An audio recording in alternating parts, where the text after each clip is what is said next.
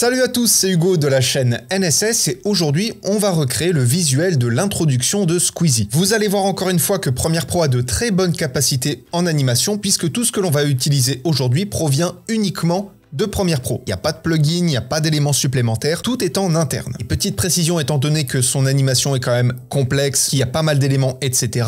Aujourd'hui, on va principalement se concentrer sur le visuel. Mais ne vous inquiétez pas, il y aura quand même un peu d'animation. Juste avant de commencer, je vous rappelle que j'ai sorti ma toute première vraie formation sur la colorimétrie. Vous avez moins 15% avec le code NSS15 jusqu'au 4 octobre à minuit. Le lien est en description et on passe tout de suite au tuto. Bien, pour commencer, on va créer le fond de Squeezie parce que mine de rien, c'est quand même une base. Premièrement, dans votre panneau projet, vous allez faire un clic droit, sélectionner nouvel élément et aller dans cache couleur. Le cache couleur se met automatiquement à la résolution de votre séquence. Puis vous faites OK. Et là, vous allez rentrer la couleur suivante, 1C3347. Et ensuite, vous faites OK. Ça, c'est la couleur bleue de base. Et personnellement, je vais le renommer bleu. Et vous faites OK. Une fois que cela est fait, vous allez pouvoir placer le cache couleur dans votre timeline. Et ensuite, on va venir chercher un premier effet, l'effet grille. Vous le placez sur votre cache couleur. Et là, on va modifier quelques paramètres. Premièrement, vous allez passer la taille de la grille de coin à curseur de largeur. Vous allez passer la largeur de 32 à 200, vous allez passer la bordure de 5 à 40, et là vous allez changer la couleur de la grille avec la seconde couleur de Squeezie. La couleur c'est F4 ABC3, et vous faites OK. Ensuite, pour retrouver la couleur bleue, vous allez passer le mode de fusion de aucun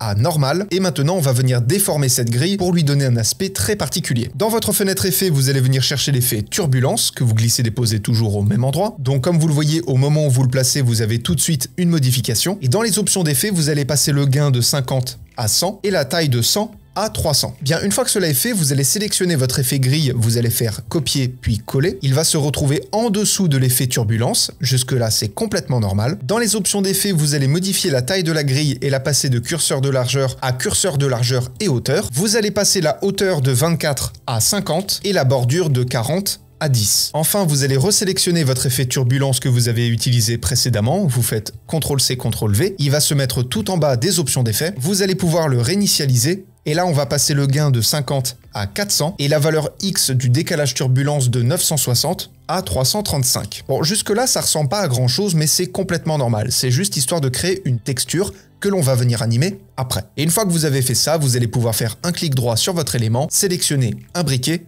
et le renommer fond. Et vous faites OK. Bien, à côté de ça, on va venir reglisser-déposer notre cache couleur et cette fois-ci, on va créer du texte. Alors, vous sélectionnez votre outil texte et là, vous allez dessiner la zone de texte la plus grande possible et bien évidemment qui restera dans le cadre. Évidemment. À partir de là, vous allez pouvoir marquer ce que vous voulez. Pour ma part, je vais marquer tuto. Vous sélectionnez votre texte, vous l'alignez au centre horizontalement et verticalement. Et là, vous allez changer la police d'écriture et choisir la police d'écriture Ansif. Alors, si vous ne l'avez pas et c'est peu probable que vous l'ayez, elle sera dans la description de la vidéo.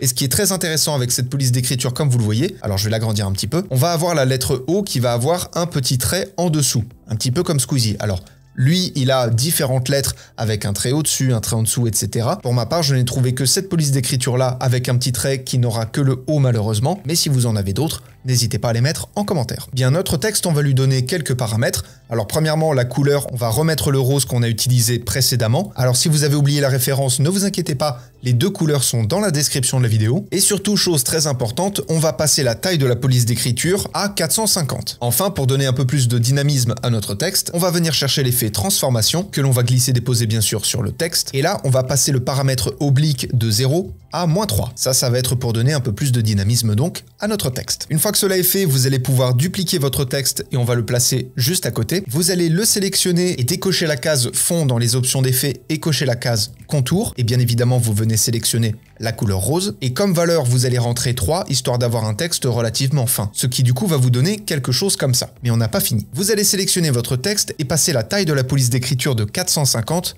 à 800. On fait un texte très très gros, mais ça va avoir un intérêt, vous allez voir juste après. Ensuite, dans votre fenêtre effet, vous allez venir chercher l'effet réplication. Alors le mot est relativement moche, mais l'effet est très pratique. Et vous allez passer le nombre de 2 à 3. Donc à ce moment-là, comme vous le voyez, vous allez avoir 9 textes. Une fois que cela est fait, vous allez pouvoir replacer votre texte au-dessus du reste. Et dans l'effet transformation, vous allez augmenter l'échelle jusqu'à ce que le texte en contour passe complètement derrière le texte plein. on ne doit plus le voir. Pour ma part, ce sera la valeur 167 et c'est très probable que vous ayez la même que moi si vous avez suivi le tuto à la lettre. Enfin, on va pouvoir sélectionner tout ça, faire un clic droit, sélectionner un briquet et le renommer par exemple texte et vous faites OK. Vous placez ça au-dessus de votre fond. Vous allez réduire l'échelle de 100 à 85 et surtout pour finir, chose très importante, dans votre fenêtre effet, vous allez venir chercher à nouveau l'effet turbulence, vous allez le glisser déposer sur votre fond, vous placez votre tête de lecture au début de votre rush, vous allez passer le gain de 50 à 460, vous activez le chronomètre de décalage turbulence et pour un rush de 10 secondes, vous allez avancer dans le temps, passer la valeur X de 960 à 600 et passer la valeur Y de 540 à 300 et vous mettez le point clé au bout du rush. Et pour terminer la petite touche finale, vous allez augmenter l'échelle du fond de 100 à 130. Ça c'est juste histoire d'agrandir un peu le motif, histoire de faire quelque chose d'un peu plus esthétique. Et du coup à la fin vous êtes censé avoir ceci. Alors comme je vous l'ai dit, l'idée était surtout de se concentrer sur le visuel, même si on a pris le temps d'animer le fond. Mais pour ce qui est du texte, maintenant, ça va être libre à vous de l'animer si vous le souhaitez, de le personnaliser, de mettre votre nom, un mot particulier, etc. Je pense que vous savez personnaliser un texte jusqu'ici. Et du coup, c'est tout pour ce tuto. Je pense qu'il était déjà assez long comme ça. Bref, c'est tout pour aujourd'hui. Dans la description, vous avez encore et toujours la formation et également les 2 références des couleurs qu'on a utilisées aujourd'hui. Et en attendant le prochain tuto, apprenez, utilisez et progressez dans vos montages. Je vous fais des bisous et à plus.